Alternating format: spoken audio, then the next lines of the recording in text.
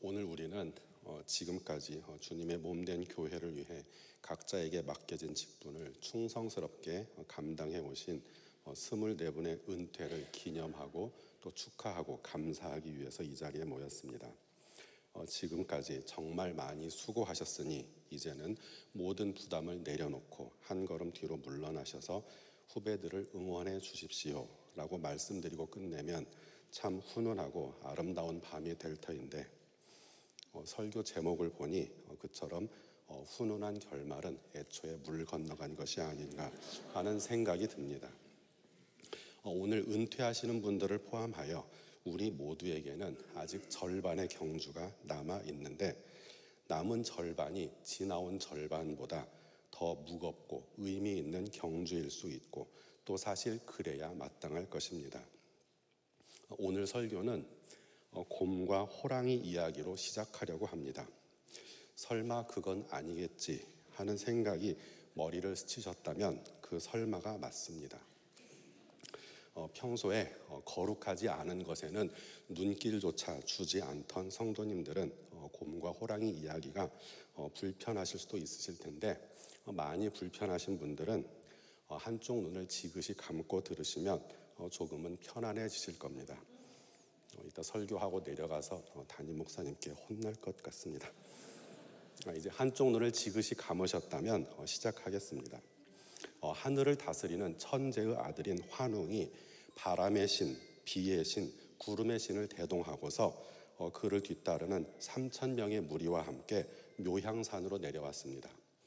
묘향산 근처에 살던 호랑이와 곰은 환웅이 내려온다는 소식을 듣고 불이 나게 달려와서 다짜고짜 환웅에게 우리도 사람이 되게 해달라고 애원합니다. 환웅은 그들에게 마늘 20알과 약속 1줌을 쥐어주면서 앞으로 100일 동안 동굴 안에서 햇빛을 보지 않고 이것만 먹으면서 버티면 사람이 될 수 있다고 말합니다.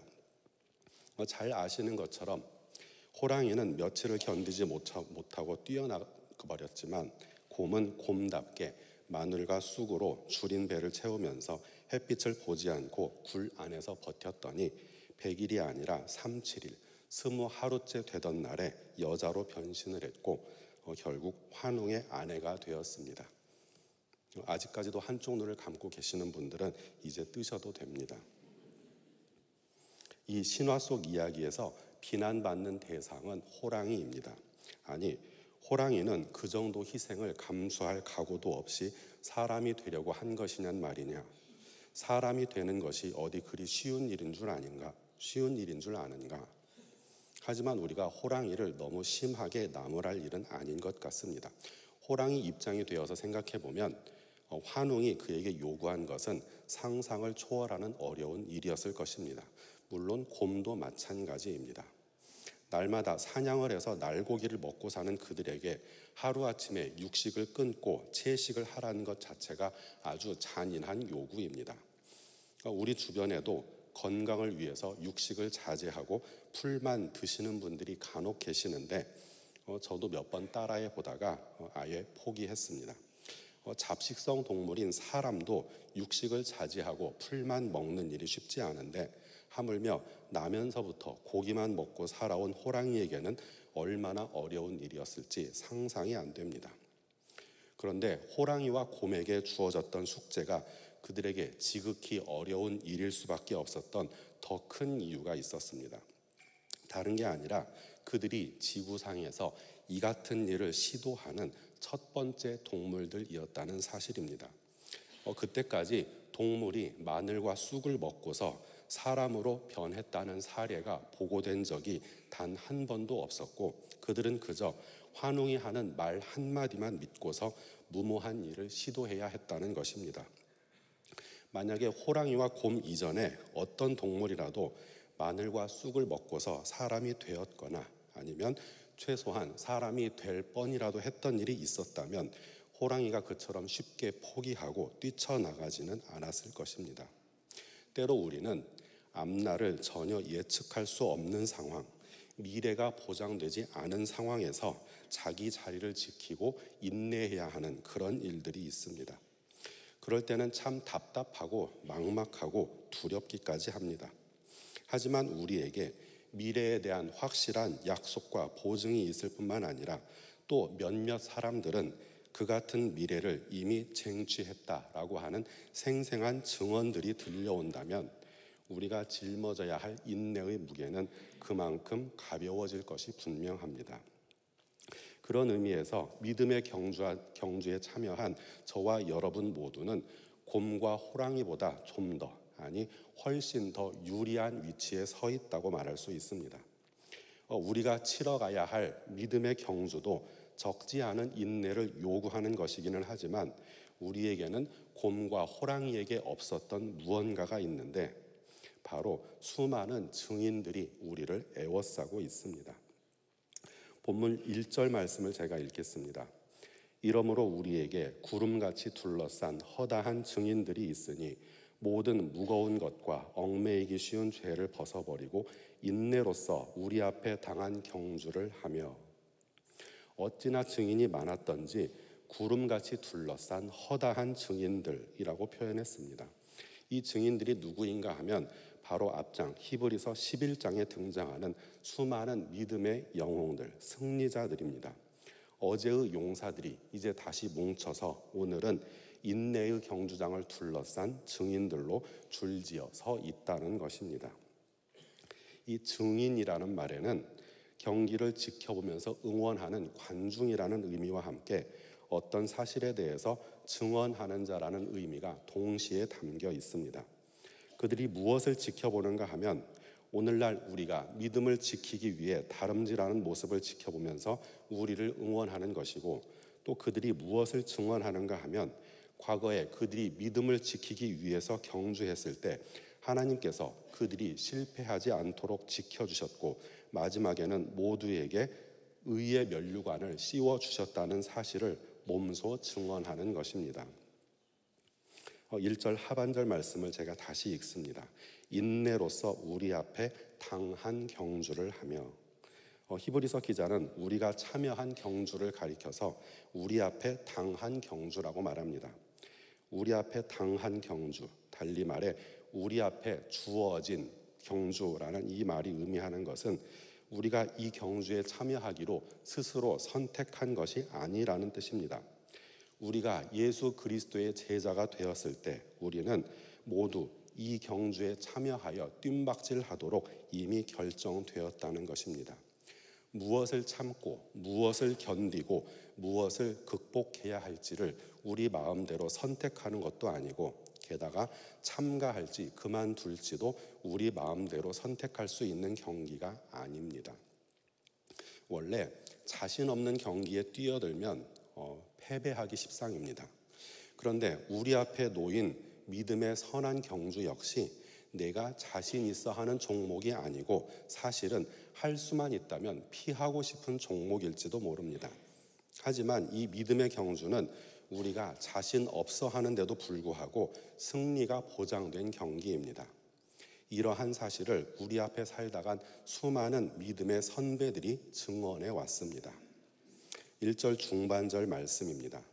모든 무거운 것과 얽매이기 쉬운 죄를 벗어버리고. 경주하는 자는 할 수만 있으면 몸을 가볍게 해야 합니다. 고대 그리스의 올림피아드 경기에서는 어느 정도로 몸을 가볍게 했는가 하면 반바지도 거추장스러워서 아예 벌거벗고 경기를 치렀다는 그런 이야기를 들었습니다. 그래서 관중석에도 남자들만 들어올 수 있었다고 합니다. 우리도 우리 앞에 놓인 믿음의 경주를 위해서는 거추장스러운 것들을 모두 벗어버려야 합니다. 무엇을 벗어버려야 하는가 하면 모든 무거운 것들과 얽매이기 쉬운 죄라 그렇게 말씀합니다. 배가 풍랑을 만나서 파선할 위기가 닥치면 제일 먼저 하는 일이 배를 가볍게 하는 것입니다. 아무리 값나가는 귀중품이라 할지라도 이 순간에는 생명을 위협하는 장애물일 뿐입니다. 배 안에 보석상자나 금괴가 실려 있다고 할지라도 지혜로운 선장이라면 그것까지도 아낌없이 바닷속으로 던져버릴 것입니다. 식량마저도 당장 기력을 보충하는 데 필요한 소량을 제외하고는 오히려 짐이 될 뿐입니다. 모든 무거운 것, 이 말씀이 구체적으로 무엇을 뜻하는지 본문에서 밝혀주지는 않았는데 우리가 이 세상에서 소중하게 생각하는 모든 것을 가리킨다고 보아도 아마 무방할 것입니다. 세상에서 우리가 중요하게 여기는 여러 가지 것들이 평상시에는 우리에게 도움을 줄 수 있고 우리의 삶을 윤택하게 할 수 있을지도 모릅니다. 그러나 우리의 삶은 유람선을 타고 잔잔한 바다 위를 표류하는 여행이 아니라 결승점을 향하여 촌각을 다투고 힘껏 달려야만 하는 경주입니다. 경주에 참여하는 자는 이전에 귀하게 생각하던 것, 즐기던 것들을 모두 다 내려놓아야만 힘껏 달릴 수가 있습니다. 바울 사도가 디모데에게 보낸 편지에서도 말씀하기를 병사로 복무하는 자는 자기 생활에 얽매이는 자가 하나도 없다라고 말씀하였습니다.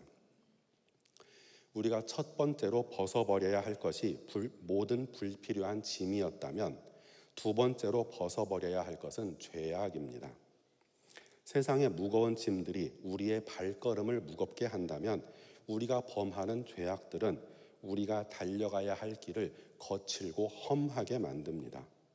우리가 하나님의 계명을 거역하고 불순종하는 일들 하나하나가 우리의 다름질을 방해한다는 것입니다. 마치 무성하게 자라서 엉켜버린 잡초들이 우리 발을 걸어 넘어뜨려서 다름질을 방해하는 것처럼 불순종의 죄가 우리의 삶에 무성하게 되면 신앙의 전진이 불가능하게 됩니다. 넘어지지 않고 결승선까지 잘 달리려면 우리가 무심코 지나쳐왔던 때로는 짐짓 범해왔던 죄악들을 옆으로 다 치워버려야 합니다. 본문 2절과 3절을 차례로 제가 읽겠습니다. 먼저 2절입니다. 믿음의 주요 또 온전하게 하시는 이인 예수를 바라보자. 그는 그 앞에 있는 기쁨을 위하여 십자가를 참으사 부끄러움을 개의치 아니하시더니 하나님 보좌 우편에 앉으셨느니라. 이제 3절입니다. 너희가 피곤하여 낙심하지 않기 위하여 죄인들이 이같이 자기에게 거역한 일을 참으신 일을 생각하라. 본문 2절과 3절에는 각각 중요한 동사가 하나씩 등장합니다. 2절 첫 문장에 있는 바라보자 혹은 바라보면서라는 동사와 3절 끝에 나오는 생각하라라는 동사입니다. 본문 1절 말씀에서는 우리보다 앞서 믿음의 경주에 승리한 수만의 증인들이 있다라는 사실을 우리에게 알려주면서도 정작 우리 눈을 그들에게 돌리라고 말씀하지는 않습니다. 증인들이 우리에게 위로와 격려가 되는 것은 사실이지만 우리가 시선을 고정하고 바라보아야 할 대상은 그들이 아니라는 뜻입니다. 우리가 바라보고 깊이 생각하고 본받아야 할 분은 따로 있습니다.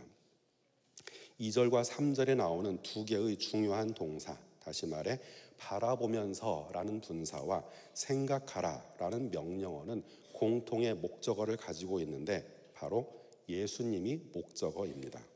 예수를 바라보자, 그리고 예수를 깊이 생각하라, 그렇게 말씀하는 것입니다. 지금 히브리서 기자는 여기에서 앞서 말했던 허다한 증인 외에 또 한 분의 새로운 증인을 우리에게 소개하는 중입니다. 우리가 바라보고 우리가 깊이 생각해야 할 예수님이 바로 새로운 증인이십니다. 1절에 등장한 허다한 증인들은 모두 다 믿음의 선한 경주를 치르신 분들인데 그들뿐만 아니라 예수님도 앞서 경기장에서 경기를 치르신 분입니다. 예수님께서 치르신 경주는 우리 것보다 훨씬 더 힘겹고 장애가 많은 경주였습니다. 2절 말씀을 보면 십자가를 참으시는 그런 경주였고 또 3절에서는 말씀하기를 죄인인 우리 인생들이 하나님이신 예수님을 거역하는 일까지도 견디시는 그런 경주였습니다. 예수님께서는 우리가 당하는 것과는 비교할 수도 없는 커다란 시련을 우리를 위하여 인내하셨습니다. 그것도 하나님으로서가 아니라 사람이 되셔서 우리와 똑같은 사람의 성정을 가지고서 이 시험을 참아내셨습니다.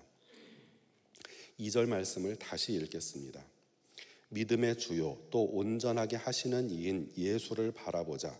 그는 그 앞에 있는 기쁨을 위하여 십자가를 참으사 부끄러움을 개의치 아니하시더니 하나님 보좌 우편에 앉으셨느니라. 이 시험을 견디시기 위해서 예수님께서는 십자가를 참으사 부끄러움을 개의치 아니하셨다라고 말씀합니다. 예수님께서는 사람들의 손에 넘겨지셔서 조롱을 당하시고 침뱉음과 모욕과 벌거벗김을 당하시면서 사람으로서 겪을 수 있는 가장 치욕스러운 일을 당하셨지만 이처럼 당하시는 그 모든 일을 전혀 부끄럽게 여기지 않으셨다는 것입니다. 여기서 부끄러움을 개의치 않으셨다라는 말의 문자적인 의미는 수치를, 부끄러움을 경멸하셨다라는 뜻이라고 합니다. 예수님께서 자신이 당하시는 수치를 경멸하셨다라는 말이 뜻하는 바는 예수님께서 자신이 당하시는 수치와 모욕이 결국은 즐거움으로 변하리라는 것을 아셨다라는 의미입니다. 예수님께서는 지금 수치와 모욕을 당하는 일이 먼저는 죄인인 우리에게 구원의 기쁨을 가져다 주는 일이 될 뿐만 아니라 더 나아가 예수님 자신께도 그 일이 하나님의 뜻에 순종하심으로 존귀하게 되어서 하나님 우편에 앉는 영광을 누리게 하는 일이 된다라는 것입니다. 그런 이유에서 히브리서 기자는 예수님이 수치와 모욕에게 굴복하지 않으시고 오히려 수치와 모욕을 비웃으셨다, 경멸하셨다라고 말씀합니다. 본문 2절에서 예수님을 바라보자라고 했습니다. 여기서 바라본다라는 말은 뚫어지게 본다는 뜻이고 다른 곳에 눈을 돌리지 않고 오직 한 가지 목표만을 겨냥해서 본다는 뜻입니다. 경마장에서 경주에 임하는 말들에게 눈 가리개를 해주는데 앞을 못 보게 가리는 것이 아니라 양옆을 보지 못하도록 곁눈질 방지용 안대를 채운다고 합니다. 말들은 눈이 크고 겁이 많아서 옆에서 달리는 말을 보고 놀라기도 하고 또 위협을 느끼기 때문에 오로지 자신이 달려야 할 길만을 바라보도록 좌우 시선을 차단해 준다는 것입니다. 신앙의 경주에 임한 우리도 곁눈질 방지용 안대를 하고 앞만 바라보아야 하는데 앞에 있는 무엇을 바라볼 것인가 하면 우리에게 믿음을 주실 뿐만 아니라 그 믿음을 온전케 할 권세를 가지고 계시는 예수님을 바라보아야만 우리가 제대로 잘 달릴 수 있습니다. 3절 말씀입니다. 너희가 피곤하여 낙심하지 않기 위하여 죄인들이 이같이 자기에게 거역한 일을 참으신 일을 생각하라. 우리는 예수님을 바라볼 뿐만 아니라 또한 깊이 생각해야 합니다.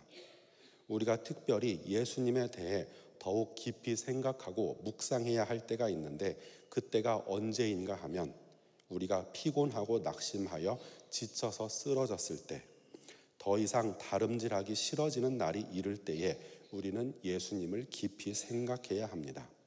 예수님을 깊이 생각할 때 우리는 죄인인 우리를 참으시고 우리 대신 고난의 길을 걸어가신 예수님을 새롭게 발견하고서 다시 일어나 달려갈 힘을 얻게 될 것입니다.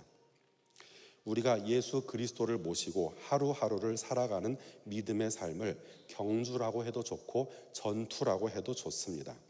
그렇다면 과연 우리는 이 경주와 전투에서 우리의 경쟁자들과 적군을 물리치고 승리할 수 있습니까? 예, 우리는 반드시 승리합니다. 천국에는 우리를 위하여 의의 면류관이 준비되어 있고 우리는 모두 반드시 그 면류관을 받아쓰고 하나님 앞에 기쁨 가운데 서게 될 것입니다. 우리 자신을 바라보면 아주 의심스럽고 불가능한 일처럼 여겨지지만 우리에게 믿음을 주시고 또 우리의 믿음을 온전하게 하시는 분이신 예수님 때문에 우리는 믿음의 싸움에서 승리하게 될 것이 확실합니다. 우리 앞서 믿음의 싸움을 싸우다가 이제는 천국에서 우리를 응원하고 있는 신앙의 용사들, 믿음의 선배들도 마찬가지였습니다. 그분들도 우리와 똑같이 연약하고 허물이 많고 의심이 가득한 자들이었지만 하나님께서는 그분들에게도 믿음을 주시고 끝까지 그 믿음을 지켜서 완전케 되도록 이끌어 주셨습니다. 어제의 경주자들이 오늘은 증인이 되어서 우리에게 이렇게 격려합니다. 너희도 너희 앞에 놓인 믿음의 경주를 최선을 다해서 치러라. 그러면 나머지는 하나님께서 다 알아서 해 주실 것이다 라고 말입니다. 교회에서 맡겨주신 직분을 충성스럽게 감당하시다가 이제 현역에서 물러나시는 24분의 귀한 성도님들은 신앙의 경주라는 대장정에서 이제 성공적으로 반환점을 돌아서 이전과는 다른 형태의 경주를 새롭게 시작하신 셈입니다. 직분이라는 짐을 벗어버렸으니 이제는 홀가분한 몸과 마음으로 더욱 힘을 내어서 교회를 섬기고 연약한 성도를 돌보는 귀한 사역을 계속 감당하시게 될 것입니다. 아울러 여러분의 뒤를 이어 교회를 섬겨나갈 후배들에게 귀감이 될 뿐만 아니라 신뢰할 만한 안내자들이 되어 주셔야 할 것입니다. 이제 말씀을 맺겠습니다. 사도 바울처럼 나는 선한 싸움을 다 싸우고 달려갈 길을 마치고 믿음을 지켰습니다 라고 빨리 고백하고 싶지만 그것도 우리가 결정하는 것은 아닙니다. 우리는 다만 그 날이 오기까지 우리에게 맡기신 일들을 묵묵히 힘 닿는 데까지 즐겁게 감당하면서 주님 만나기를 고대하는 어린아이처럼 하루하루를 살아갈 뿐입니다. 기도하시겠습니다. 하나님 아버지 감사합니다. 저희 앞에 놓인 믿음의 경주를 어떻게 치러가야 할지 함께 생각하게 해주시니 감사합니다. 저희보다 앞서간 수많은 믿음의 증인들이 주님의 도우심과 섭리로 안전하게 경주를 마쳤던 것처럼 믿음이 연약한 저희도 주님께서 반드시 이기게 해주실 줄 믿고 감사를 드립니다. 저희를 주저앉히는 거추장스러운 짐들과 저희를 넘어지게 하는 죄악들을 내버리게 하시고 깨끗한 마음과 선한 양심으로 저희 앞에 놓인 믿음의 길을 끝까지 달려가게 하여 주시옵소서. 주님께서 맡겨주신 귀한 직임을 충성스럽게 감당하다가 이제 정한 때가 되어 직분을 내려놓는 주의 종들에게 위로와 평강을 주시고 앞으로 남겨진 믿음의 경주도 끝까지 잘 감당하게 하여 주시옵소서. 저희 송월교회가 위로는 어르신들을 공경하고 아래로는 젊은이들을 존중하고 지지해주면서 서로 힘을 합하여 주님의 몸된 교회를 바르고 든든하게 세워가게 하여 주시옵소서. 예수님 이름으로 기도드립니다. 아멘.